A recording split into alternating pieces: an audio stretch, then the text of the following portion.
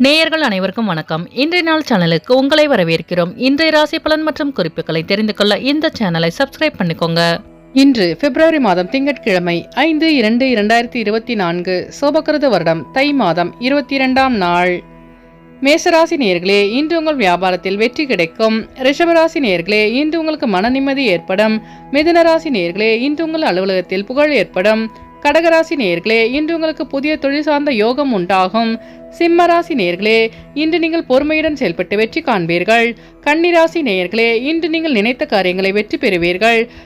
துலாம் ராசி நேயர்களே, இன்று உங்கள் வியாபார நுணுக்கங்களை அறிந்து கொள்வீர்கள். விருச்சிக ராசி நேயர்களே, இன்று உங்களின் வாகன பயணங்களில் தாமதம் ஏற்படும்.